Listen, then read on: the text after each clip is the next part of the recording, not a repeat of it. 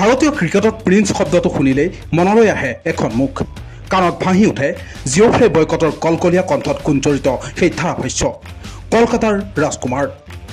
সৌৰভ গাংগুলীৰ সাৱলীল বেটিং দেখি এই বিশেষণটো সংযোজন কৰিছিল তেওঁ পিছলৈ কিং কোহলিৰ লগত সংগতি ৰাখি শুভমন গিলক ভাৰতীয় ক্ৰিকেটৰ ৰাজকুমাৰ বুলি ক'বলৈ আৰম্ভ কৰা হয় হঠাৎ আন এজন ৰাজকুমাৰৰ আৱিৰ্ভাৱ ইণ্ডিয়ান প্ৰিমিয়াৰ লীগৰ এই ছিজনত লক্ষ্ণৌ ছুপাৰ জায়েণ্টছৰ আৰম্ভণি হৈছিল পৰাজয়েৰে তাৰ অন্যতম কাৰণ আছিল লক্ষ্ণৌৰ বলিং আক্ৰমণ দলত এজাক পেচাৰ কিন্তু একাধিক আঘাতগ্ৰস্ত Mitchell Marsh pace bowling allrounder যদিও তেওঁ সম্পূৰ্ণ ফিট নহয় সেইবাবে তেওঁ কেৱল বেটছমেন হিচাপেহে খেলিবলৈ ক্লিয়াৰ কৰা হৈছে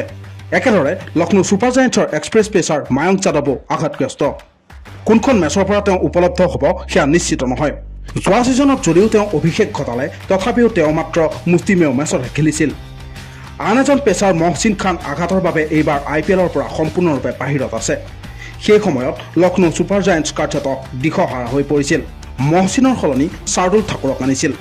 অৱশ্যে দীঘলীয়া প্ৰতিযোগিতা এখনত আমি যদি ধাৰাবাহিকতা বজাই ৰাখিব বিচাৰোঁ তেন্তে বিকল্পৰ প্ৰয়োজন আৰু এইখিনিতেই সপোন দেখিছে প্ৰিন্স যাদৱে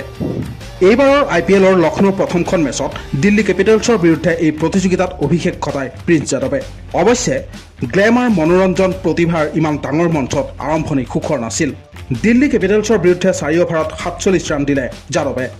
উইকেটৰ ঘৰটো অৱশ্যে খালী হৈ থাকিল বহুতে ভাবিছিল পৰৱৰ্তী মেচত তেওঁক সুযোগ দিয়া নহ'ব কিন্তু হায়দৰাবাদৰ বিৰুদ্ধে তেওঁক সুযোগ দিয়া হ'ল আৰু তাতেই প্ৰিন্স নামটোৰ মান ৰাখিলে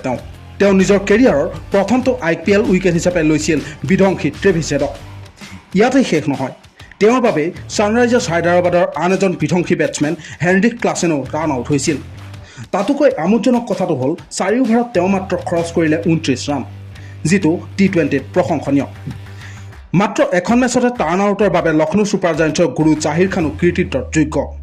ভাৰতীয় ক্ৰিকেটত প্ৰিন্সৰ নামটো ঘৰুৱা নাম হৈ পৰিছে তেওঁৰ উত্থানৰ বিষয়ে চমুকৈ অন্বেষণ কৰোৱা হওক দিল্লীৰ পেচাৰ প্ৰিন্সে ঘৰুৱা ক্ৰিকেটত নিজৰ প্ৰতিভা প্ৰমাণ কৰাৰ বিশেষ সুযোগ নাপালে